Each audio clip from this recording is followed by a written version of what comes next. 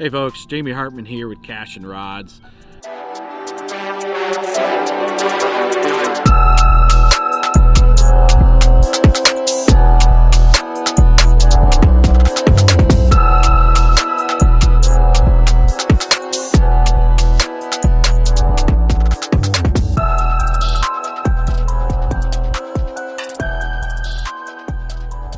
I want to show you a rod this morning that is one of my favorite rods. That heck, it stems back, 7-8 years. I've used this rod right along when it was the other model. Now we have this rod in the Icon all-purpose, and it is what it is 7.4 medium heavy.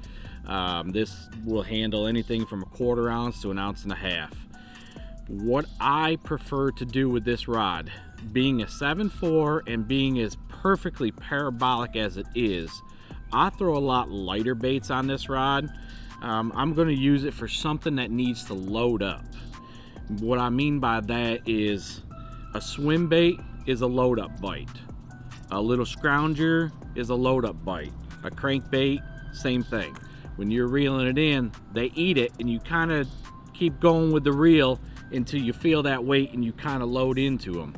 So we've got a great backbone onto it, but that backbone in this rod, being the 7.4, it only carries it up not even midway, which is good because the last 3/4 of it is very parabolic.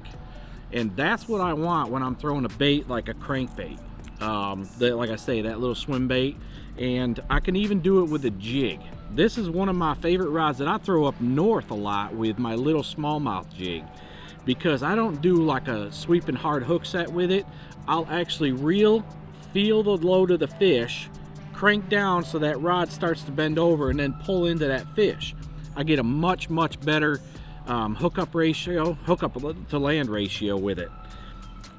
And like I say, I've been throwing this for a long time, and I learned it with this rod.